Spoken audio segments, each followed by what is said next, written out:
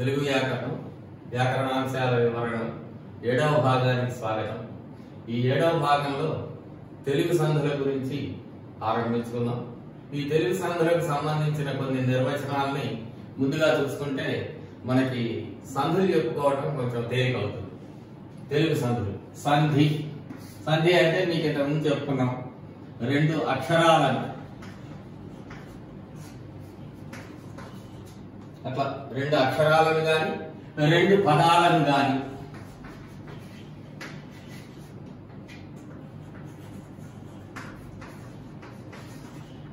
కలిపితే దాన్ని సంధి అంటాం. ఏ ప్లస్ ఏ అంటే ఏ మీరు ఏ దేశంలో వెళ్ళొచ్చారు, ఆయా అట్లా రెండు అక్షరాలకైనా రెండు అచ్చులకు పాడండి, రెండు అక్షరాలకి అది మీరు గుర్తుపెట్టుకోవాల్సింది.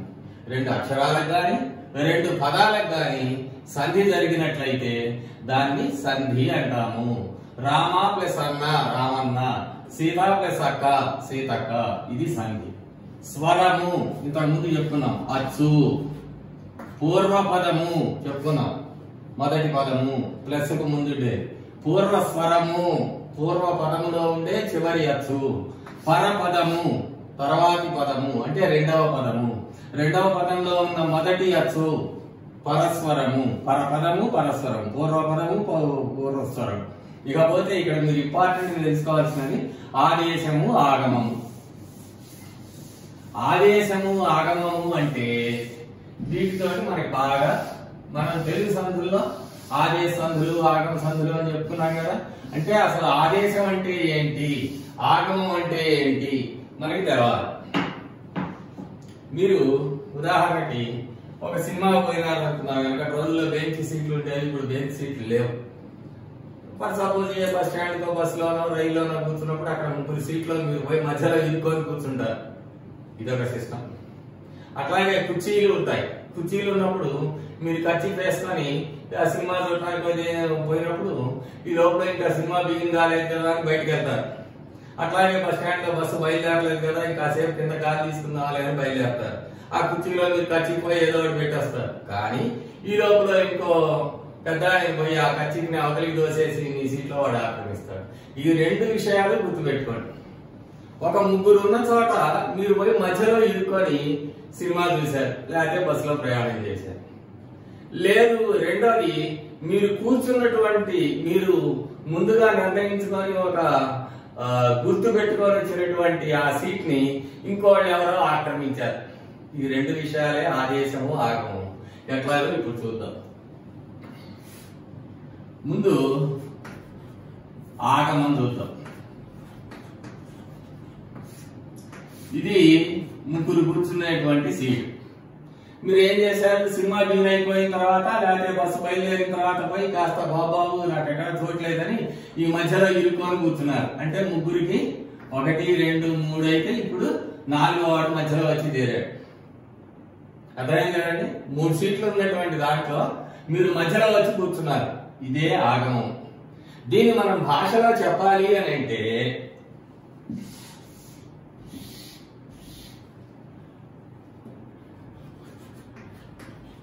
మేన అత్త, 2 పదాలు ఉన్నాయి.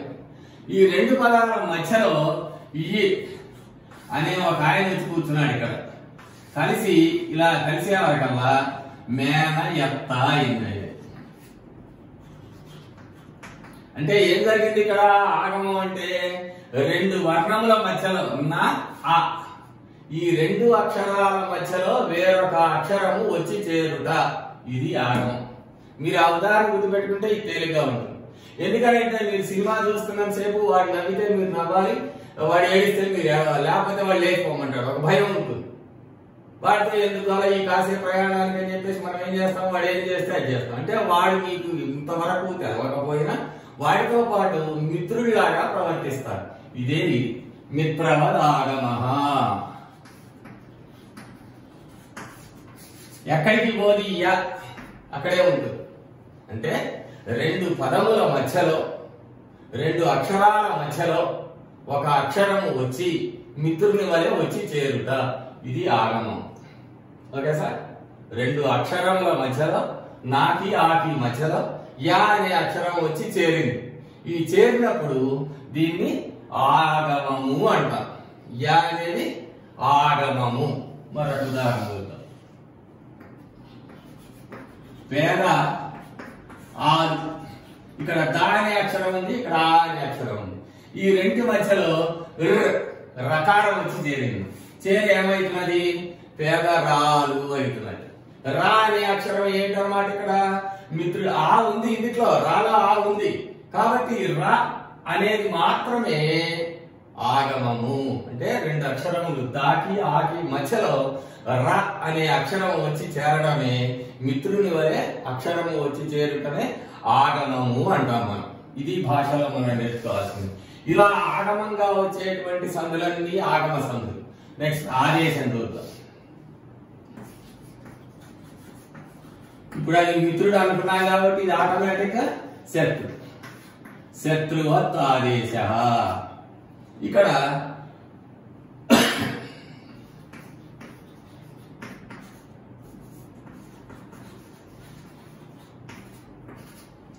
మీరు ఇందాక మీరు సీట్లో ఖర్చు చేసుకోబోయారు, ఇది మీ సీటు.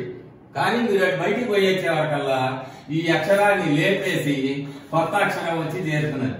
ఏమైంది? కాయ గోరలు అయింది. అంటే రెండు అక్షరాల మధ్యలో మిత్రుల్లాగా వచ్చి చేరితేనేమో ఆగమం. ఉన్న అక్షరాన్ని పోగొట్టింది. ఇక్కడ కా అనే అక్షరం లేదు, ఇక ఎక్కడ కా పోయి గా వచ్చింది. కాబట్టి ఇదేమైంది? శత్రువులాగా. ఇక మీరు ఆ సినిమా హాల్లో ఆ బస్సులో ఉన్నంతసేపు వాడిని కొరకరగా చూస్తూ ఉంటారు. మీ పని సినిమా చూడటం మర్చిపోతారు. నా సీట్ వీడు గాలేసాడు కోపంగా చూస్తాం కదా, అదే శత్రుత్వం. ఇక్కడ కూడా అంతే. కానీ ఒరిజినల్ గా కూర ఒరిజినల్, కానీ దాని ఒరిజినల్ సీట్ ను పోగొట్టి గానే వాడు వచ్చి రౌడీలాగా సీట్ ఆక్యుపై చేశాడు. కాబట్టి వీడిని శత్రువులాగా చూస్తాం. అట్లాగే కాలు చేతులు. ఈ చా ప్లేస్ లో స్ చేరి కాలు చేతులు అయింది. కాబట్టి ఇలా కాను పోగొట్టి గా వచ్చింది, చాను పోగొట్టి సా వచ్చింది. అంటే ఉన్న అక్షరమును పోగొట్టి కొత్త అక్షరము వచ్చి చేరుటను ఆదేశము అంటాం. తేలిక అర్థమైంది కదా? ఆగమము అంటేనేమో మిత్రుని వలె సింపుల్ గా, ఇప్పుడు ఇదంతా విన్నారు కాబట్టి సింపుల్ గా ఆగమము. మిత్రుని వలె రెండు అక్షరముల మధ్యలో వేరొక అక్షరము వచ్చి చేరుట. ఉదాహరణకి మేన అత్త, మేనయత్త. ఆదేశం రెండు అక్షరములు ఉన్నప్పుడు ఉన్న అక్షరమును పోగొట్టి వేరొక అక్షరము వచ్చి చేరుట ఆదేశము. ఉదాహరణ కాయ కూరలు, కాయ కూరలు. కాలు చేతులు, కాలు చేతులు. తల్లి తండ్రిలు, తల్లిదండ్రులు. అదేనమాట. తల్లిదండ్రులు విడదీసినప్పుడు తల్లి ప్లస్ తండ్రులు అని విడదీయకూడదు. అందుకే నేను తల్లి తండ్రిలు అని విడదీశాను. తండ్రి ప్లస్ లు అన్నారు. సరే, అది వచ్చినప్పుడు చూసుకుందాం. నెక్స్ట్ ఆదేశము ఆగమము అయిపోయింది. నెక్స్ట్ అత్తు. ఇంతకుముందు మీకు చెప్పాను, అకారము అంటే ఆలు రెండు, అట్లాగే ఇకారం అంటే ఈలు రెండు, ఉకారం అంటే ఉప్పులు రెండు. బట్ అత్తు అంటే మాత్రము పొట్టి ఆ మాత్రమే. ఇది మనకి సంస్కృతంలో తెలుగులో తేడా ఏంటంటే అక్కడ అకారం అంటే ఆ రెండు వస్తాయి. ఇక్కడ అత్తు అంటే ఆ మాత్రమే వస్తుంది, ఇత్తు అంటే ఈ మాత్రమే వస్తుంది, ఉత్తు అంటే పొట్టి ఊ మాత్రమే వస్తుంది. ఇది చాలా ఇంపార్టెంట్ మనకి తెలుగు సందుల్లో. ఊ రానికి అక్కడ సంస్కృతంలో ఊ రావచ్చు, ఊ రావచ్చు, ఈ రావచ్చు, ఈ రావచ్చు, ఆ రావచ్చు, ఆ రావచ్చు. కానీ ఇక్కడ మాత్రం అత్తు అంటే అకారమే, ఇత్తు అంటే ఇకారమే, ఉత్తు అంటే ఉకారమే. ఇక సంధిలో ఈ మూడు వస్తాయి మనకి. అకార సంధి నుంచే బిగినైతే ఒకటి నిత్యము అంటే సంధి జరుగుతుంది. నిత్యము అని కనుక సూత్రంలో వస్తే కంపల్సరీగా సంధి జరుగుతుంది. జరగకపోవడానికి ఏమి స్కోప్ లేదు. ఆ సూత్రం ప్రకారం సంధి జరిగి తీరవలసిందే. ఇక వైకల్పికము, విభాష, వికల్పం. మూడు పదాలు మనకి సూత్రాల్లో వినపడుతుంటాయి. వైకల్పికము, విభాష, వికల్పం. మూడిట్లో ఏదన్నా ఒకటే. అంటే సంధి జరుగుతుంది, సంధి జరగదు. ఇది జరగడానికి, జరగకపోవటానికి. ఉదాహరణ ఒకటి చూద్దాం.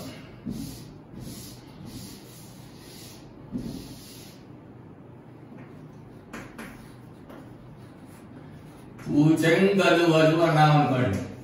అది ఎలా అయిందో ఏంటో తర్వాత చూద్దాం. మామూలుగా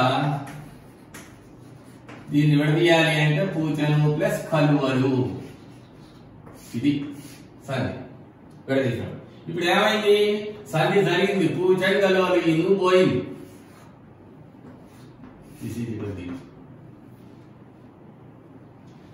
సంధి జరగకపోతే ఇది యాసిడ్ ఉంటుంది, ఈ గా ఉంటుంది. అది ఎలా ఉంటుందో మనం తర్వాత చూసుకుందాం. పూచను గలువలు ఇన్ను అట్లాగే ఉంది. దీన్ని వికల్పం అంటే సంధి జరుగుట, సంధి జరగకపోవుట. ఇవి రెండు కనుక జరిగేదాన్ని వైకల్పికము, విభాష, వికల్పం ఏదైనా అనొచ్చు. ఏ పదమైనా ఒకటే అర్థం. నిత్యము అంటే కంపల్సరీగా సంధి జరుగుతుంది, వైకల్పికం అంటే సంధి జరుగుట, సంధి జరగకపోవుట. ఆ సూత్రంలో ఆ పదం వచ్చింది అంటే ఆ దానికి సంబంధించిన ఉదాహరణని మనం సాధించినప్పుడు ఇక్కడ నిత్యము అన్నప్పుడు ఒకటే ఆన్సర్ వస్తుంది, వైకల్పికం అన్నప్పుడు రెండు ఆన్సర్లు వస్తాయి, ఒకటి సంధి జరిగి ఒకటి సంధి జరగకుండా. ఇక ఇది బహుళం.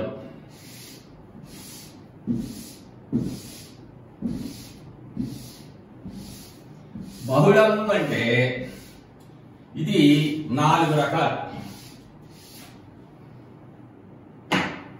బహుళము అంటే 4 రకాలు. ఒకటి సంధి జరుగుట, ఒకటి సంధి జరగకపోవుట, ఒకటి వికల్పముగా వచ్చుట, ఇంతకు ముందు మనం చెప్పుకున్నాం. ఇంకోటి అన్య విధముగా వచ్చుట. దీనికి నేను పెట్టే గుర్తులు మీకు ఈజీగా. జరుగుట ఉదాహరణ రామయ్య సీతమ్మ.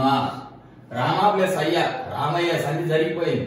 రామ అయ్య అనం, సీత అమ్మ అనం. కాబట్టి సంధి జరగడానికి ఉదాహరణ సంధి జరిగింది. జరగకపోవుట సంధి జరగదు. ఏ సూత్రం పెట్టినా కానీ అక్కడ సంధి జరగదు. వెల ప్లస్ ఆలు, ఏం కావాలి రెండు కలిపితే వెలాలు అని కావాలి. కానీ ఇది కాదు, ఏమైతుంది వెలయాలు అవుతుంది. మేనత్త వెలయాలు అవుతుంది. కాబట్టి సంధి జరగకపోవడానికి ఉదాహరణ. ఇక మేనత్త సంధి జరిగితే ఇందా చెప్పాను, మేనయత్త జరగకపోతే, ఇదేమో జరిగితే ఇది జరగకపోతే, ఇది విభాష అంటే సంధి జరుగుట, సంధి జరగకపోవుట. మూడోది వైకల్పికముగా లేకపోతే వికల్పముగా వచ్చుట అని కూడా తేలిక ఉంటుంది. వికల్పముగా వచ్చుట మూడోది. నాలుగోది అన్య విధముగా వచ్చుట. అన్య విధం అంటే ఏంటి, వేరొక విధముగా. ఎలా వచ్చింది question mark, you don't ask, మనకు ఆ హక్కు లేదు అడగటానికి. ఏమంటే ఎలా అంటే ఒక ప్లస్ ఒక ఏమైతుంది, లెక్క ప్రకారం ఒక్కొక్కటి కావాలి. మళ్ళా కావత్తు పెడితే అది అర్థం వేరే. మళ్ళా ఒక్క ప్లస్ ఒక్క ఒక్కొక్క అవుతుంది. కావత్తు లేదు ఇక్కడ. ఒక ప్లస్ ఒక ఈక్వల్ టు ఒక్కొక్క. కానీ మనం ఏం చెప్తాం, ఇది రాయం ఎక్కడ ఏం రాస్తాం, ఒకనొక అంటాం. ఈ నా ఎక్కడి నుంచి వచ్చింది, యూ డోంట్ ఆస్క్ మనకు అడిగే. అది అన్య విధంగా వచ్చు. ఇది బహుళము అంటే ఎక్కడైనా సంధిలో బహుళము అని వస్తే ఇలా ఉంటుందన్నమాట. ఒకసారి సంధి జరుగుట, ఒకసారి సంధి జరగకపోవుట, ఒకసారి వికల్పంగా జరుగుట, ఒకసారి అన్య విధంగా వచ్చుట. సంధి జరుగుటకు ఉదాహరణ రామయ్య సీతమ్మ. సంధి జరగకపోవుటకు ఉదాహరణ వెల పెసాలు వెలాలు అని కావలసి ఉండగా సంధి జరగక వెలయాలు అవుతుంది. అట్లాగే వికల్పముగా వచ్చుట అంటే ఒకసారి సంధి జరుగుట, ఒకసారి సంధి జరగకపోవుట. సంధి జరిగితే మేనత్త, జరగకపోతే మేనయ్యత్త. అన్య విధముగా వచ్చుట నాలుగవది. దీనికి ఏ సూత్రము ఉండదు.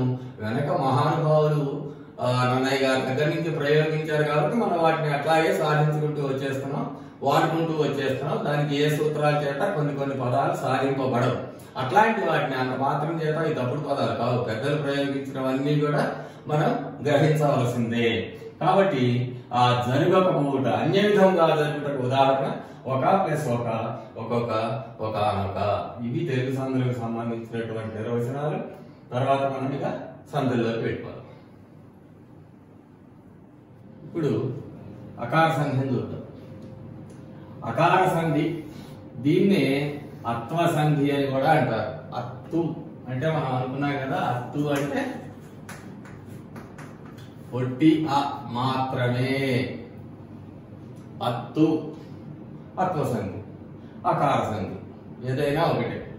దీనికి సూత్రం అత్తునకు సంధి బహుళము. అత్తునకు సంధి బహుళము అంటే ఏంటన్నమాట? అత్తు, అత్తు అంటే అ మాత్రమే. దీనికి ఏం పరం కావాలి? ఇది సూత్రంలో చెప్పలేదు అని అంటే అచ్చు పరమైతే అనుకోవాలి. ఎప్పుడైనా సరే సూత్రంలో ఏం పరమైతుందో చెప్పకపోతే అచ్చు అని అనుకోవాలి మనం. అయితే ఏమైతుంది? సంధి బహుళము. బహుళము అంటే ఇంతకుముందు మనం నిర్వచనాల్లో చెప్పుకున్నాం. అత్తునకు అచ్చుపరమైతే సంధి బహుళముగా జరుగుతుంది. రామ ప్లస్ అయ్య. మాలో ఏముంది? అత్తు ఉంది. ఇక్కడ ఏం పరమవుతున్నది? అచ్చుపరం అవుతున్నది. ఈ రెంటికి సంధి జరిగితే రామయ్య.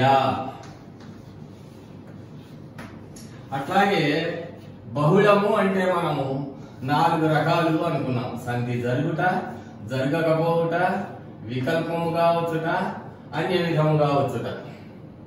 అదే ఉదాహరణ ఇక్కడ కూడా. ఇక్కడ మీకు తెలియగల వాళ్ళైతే మీకు ఒక అనుమానం రావాలి. రామ ప్లస్ అయ్య, రామయ్య. మాలో ఆ ఉంది కదా సార్, ఇక్కడ కూడా ఆ ఉంది కదా సార్. మరి ఆకు ఆపరమైతే దీర్ఘం వచ్చి రామాయ్య కావాలి. ఎందుకు కావడం లేదు? సౌందర్య సంధి కావాలి కదా. ఆకి ఆపరం అయితే సౌందర్యకం అవుతుంది, కానీ ఇక్కడ కావడం లేదు. ఎందుకని? ఇవి తెలుగు పదాలు. రామ సంస్కృతమే, కానీ అయ్యా అనే తెలుగు పదము. కాబట్టి ఇక్కడ సౌందర్య సంధి జరగదు. అట్లాగే రామయ్య, సీతమ్మ, ఎంకన్న, పుల్లన్న ఇవన్నీ కూడా సంధి జరగడానికి ఉదాహరణ. కాబట్టి ఎవరైనా అడిగితే రామయ్య ఎందుకు కాదు అని అంటే ఇది తెలుగు పదం అండి, అందుకోసం అని ఇక్కడ దీర్ఘము రాదు. అకార సంధి జరిగి రామయ్య అవుతుంది, సీతమ్మ అవుతుంది, పుల్లమ్మ అవుతుంది అని చెప్పాలి. సంధి జరగకపోవుట, బహుళములో జరుగుట. ఇది జరగకపోవుట. ఏమిటి దానికి ఉదాహరణ? వెల ప్లస్ ఆలు. సంధి జరిగితే ఏం కావాలి? వెలాలు అని కావాలి, కానీ కాదు. ఏమైతుంది? ఇక్కడ ఈ అనేది వచ్చి అది ఎలా వస్తుందో మనం తర్వాత సంధిలో చూసుకున్నాం. ఇక్కడ సంధి జరగక వెలయాలు. అట్లాగే మా ప్లస్ అమ్మ అని ఉంది అనుకోండి, మా అమ్మ కావాలి. మా అమ్మ ఈక్వల్ టు మై మదర్. మా ప్లస్ అమ్మ సంధి జరిగి మా అమ్మ అయింది అనుకోండి, అప్పుడు మదర్స్ మదర్, ఫాదర్స్ మదర్ అయిపోతుంది, అర్థమే మారిపోతుంది. కాబట్టి అక్కడ కూడా సంధి జరగదు. మా అమ్మ, మీ అమ్మ అనే ఉంటుంది. అది సంధి జరగకపోవటానికి ఉదాహరణ. ఇక మూడవది వికల్పము. నిన్న మనం చెప్పుకున్నాం ఇంతకు ముందు. వికల్పము, విభాష, వైకల్పికము. ఇంతకు ముందు మనం బహుళం గురించి చెప్పుకున్నప్పుడు వికల్పము అనుకున్నాం మూడవది. దానికి ఉదాహరణ మేనత్త, మేనయత్త.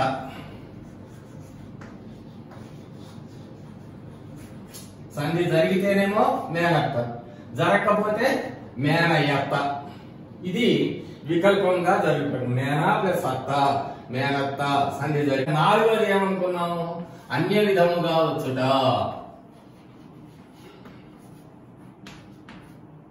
అంటే ఒక ప్లస్ ఒక.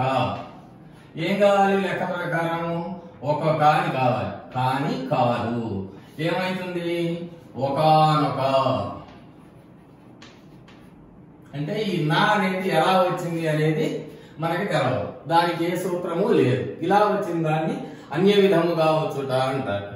సో అకార సంధి లేదా అత్వ సంధి. సూత్రం అత్తునకు సంధి బహుళము. అత్తునకు అంటే ఆ పొట్టి ఆ అనే అక్షరానికి అచ్చుకి అంటే మొదటి పదం చివర ఇది ఉండాలి, రెండవ పదం మొదలు ఇది ఉండాలి. ఇంతకు ముందు మనం చెప్తున్నాం కదా, టూలు పరమైన లు వచ్చును.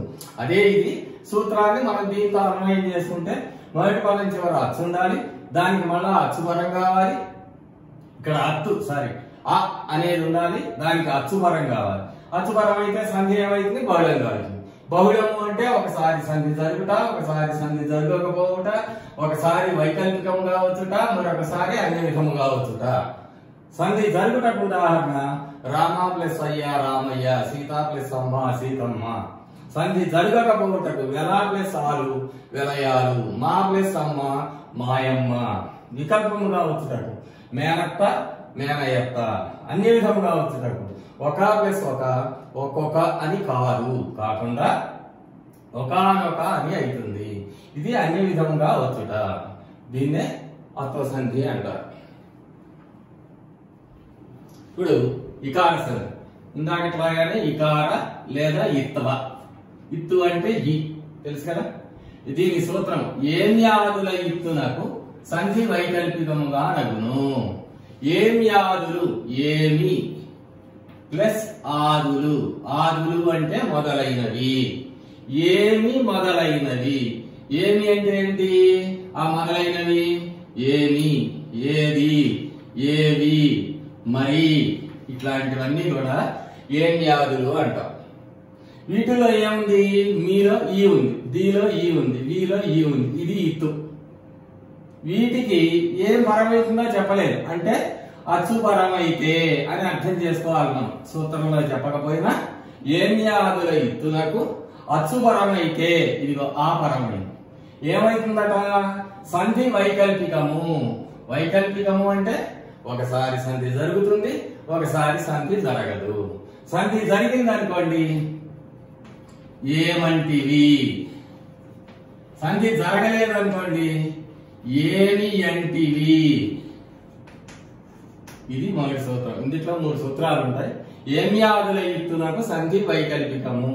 ఏ ఉదాహరణకు సంబంధించిన సూత్రం ఆ ఉదాహరణకే రాయాలి. ఒకదానికి రాయకూడదు.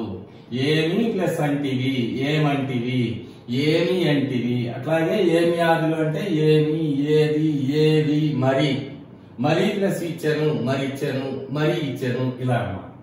ఇక రెండో సూత్రం త్వార్థం పైన ఇత్తునకు సంధి లేదు. సంధి జరగదు అన్నమాట. లేదు అంటే అర్థం సంధి లేదు. మరి త్వార్థం అంటే ఏంటి?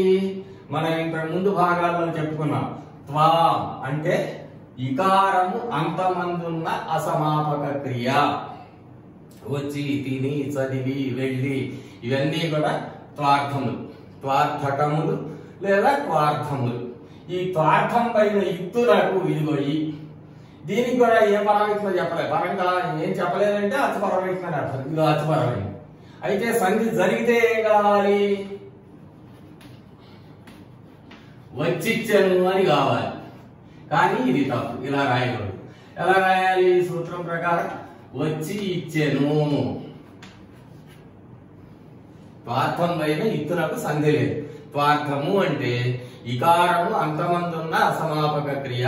వచ్చి, తిని, వెళ్ళి, చదివి ఇట్లాంటివన్నీ. దీనికి అచ్చుపరమైనప్పుడు సంధి లేదు అంటే సంధి జరగదు. వచ్చి ప్లస్ ఇచ్చాను, వచ్చిచ్చాను అని కావలసి ఉండగా ఈ సూత్రం ప్రకారం సంధి జరగకుండా వచ్చి ఇచ్చాను అని అవుతుంది. ఈ వచ్చి ఇచ్చాను అని మనం విడదీయాల్సి వచ్చినప్పుడు ఈ సూత్రమే రాయాలి. ఈ సూత్రం రాయకూడదు. ఏమంటివి అన్నప్పుడు దీన్ని సూత్రం రాయాల్సి వస్తే ఏమ్యాదుల ఇత్తు రాయాలి కానీ త్వార్థం పైన ఇత్తు రాయాలి. ఇక మూడవది మధ్యమ పురుష క్రియల యందు ఇత్తునకు సంధి అగును. అంటే నిత్యం డెఫినెట్ గా అవుతుంది. ఉదాహరణ మధ్యమ పురుష అంటే ఏమిటి? తను తాను ఉత్తమ, ఎదుట మధ్యమ అనుకున్నా. ఎదుట వారిని గురించినప్పుడు మాట్లాడుకునేటప్పుడు ఆ పదాలకు వచ్చే క్రియలే మధ్యమ పురుష క్రియలు. అవి మధ్యమ పురుష క్రియలు ఏంటంటే వండితివి అంటే ఎదటి వాళ్ళని గురించి నీవు వండితివి అంటాం. నీవు వండేను అనం కదా. అట్లా వచ్చినప్పుడు దానికి అచ్చుపరమైతే సంధి డెఫినెట్ గా జరుగుతుంది. అప్పుడు ఏమైతుందన్నమాట? వండితి వపుడు. వండితివి ఎప్పుడు, వండితివినప్పుడు అని అనకూడదు ఇక్కడ. ఈ సూత్రం ప్రకారం ఇది మధ్యమ పురుష క్రియ కనుక దీనికి అచ్చుపరమైతున్నది కనుక సంధి జరుగుతుంది కనుక వండితివి ప్లస్ అప్పుడు ఈజీక్వల్ వండితివి అప్పుడు. మరొకసారి చూద్దాం. ఇత్వ సంధి లేదా ఇకార సంధి. ఏమ్యాదుల ఇత్తునకు సంధి వైకల్పికముగా అనగును. ఏమి ఆదులు అంటే ఏమి, ఏది, ఏవి, మరి మొదలైనటువంటివి. వీటికి అచ్చుపరమయ్యేటప్పుడు సంధి వైకల్పికము. ఒకసారి సంధి జరుగుతుంది, ఒకసారి జరగదు. వైకల్పికము అంటే ఉదాహరణ రాసిన తర్వాత సంధి రూపాలు రెండు ఉండాలి. ఏమి ప్లస్ అంటివి, ఏమంటివి సంధి జరిగితే, జరగకపోతే ఏమి అంటివి. రెండవ సూత్రం. త్వార్థం వైన ఇత్తునకు సంధి లేదు. త్వార్థము అంటే ఇకారము అంతమందున్న అసమాపక క్రియ.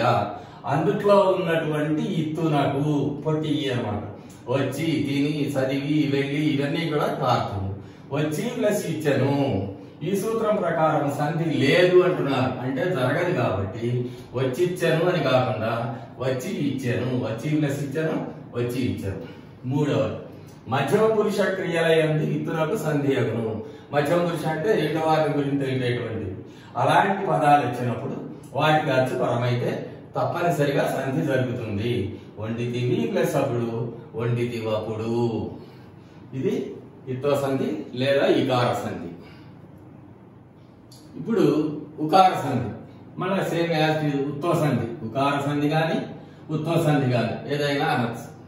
ఉత్తు అంటే పొట్టి ఊ మాత్రమే. దీంట్లో మొదటి సూత్రం. ఉత్తునకు అచ్చు పరమగునప్పుడు సంధి నిత్యము. మొదటి అక్షరం మొదటి మాట చివరి ఏముండాలి, ఊ ఉండాలి, పొట్టి ఊ ఉండాలి. దానికి ఏం పరం కావాలి, అచ్చు పరం కావాలి. పరమైతే ఏమైతుంది, సంధి నిత్యము. అంటే సంధి డెఫినెట్ గా జరుగుతుంది. జరగకపోవటం, వికల్పం పోవడం ఏమీ లేదు. ఉకార సంధి మాత్రం మొదటి సూత్రం బాగా గుర్తుపెట్టుకోండి, కంపల్సరీగా సంధి జరుగుతుంది. సింపుల్ సూత్రం కూడా. ఉత్తునకు అచ్చు పరమగునప్పుడు సంధి నిత్యము. ఇదిగో ఊ, రాముడులో ఊ ఉంది, అతడు ఆ పరమై ఏమైతుంది సంధి జరిగితే, రాముడు అతడు. రాముడు ఎతడు అని కాదు, రాముడు అతడు. అట్లాగే వారు ఏగిరి, వారేగిరి. సంధి డెఫినెట్ గా జరిగి తీరవలసిందే. ఉత్తు గనక ఉంది, దానికి అచ్చుపరమైతే సంధి తప్పనిసరిగా జరుగుతుంది. ఇది ఉకార సంధిలో మొదటి సూత్రం. ఇక రెండవ సూత్రం. ప్రథమేతర విభక్తి శత్రర్థక సువర్ణములయందున్న ఉకారమునకు సంధి వైకల్పికము.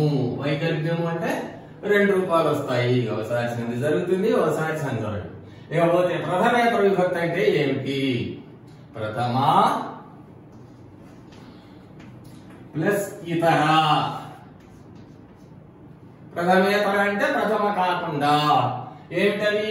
విభక్తులు. డుమూలు ప్రథమ విభక్తులు మనం చదువుతున్నాం కదా, ఆ డుమూవులు కాకుండా నిన్నులను గురించి ద్వితీయ విభక్తి దగ్గర నుంచి చివరి దాకా ఆ ఉన్న విభక్తి ప్రత్యయాల్లో ఎక్కడైనా ఉకారం ఉంటే, అంటే ఏంటన్నమాట ఇక్కడ ప్రథమేతర విభక్తి ప్రత్యయాలు అన్నిట్లో ఊ ఉండాలి. రెండోది శత్రార్థకం. దీనికి గనక ఈ ఉకారం ఉంది కదా, ఈ రెంటిలో ఉకారం ఉండాలి కంపల్సరీగా. అచ్చుపరం అయితే సంధి వికల్పంగా వస్తుంది. ఇది సూత్రం. శత్రార్థకం అంటే ఏమిటి? మనం ఇంతకుముందు చెప్తున్నాం. శత్రార్థకము అంటే సున్, అంతమందున్న అసమాపక క్రియ. ఇంతకు ముందు ఇకార సంధిలో త్వార్థము చెప్పుకున్నాం, అది ఇకారము అంతమంది ఉన్నది. ఇక్కడ సున్ వర్తమాన కాలంలో ఉండేది. ప్రజెంట్ కంటిన్యూస్ టెన్స్ దాదాపుగా ఇంగ్లీష్ లో వచ్చుచున్, తినుచున్, వెళ్ళుచున్, పోగుచున్, ఇవన్నీ కూడా శత్రార్థకం. ఈ చుల్లో ఏముంది? ఊ ఉంది. అట్లాగే ప్రథమేతర విభక్తి అంటే నిన్నులను కూర్చి గురించి అందుకే ఏం లేదు. కొరకం కై, ఇదిగో కు, కూలో ఉంది. నిన్ను నూలో వస్తుంది. కొరకం కై వల్లం కంటే పట్టి లేదు. కిన్ కున్ కూలో ఉంది ఉకారం.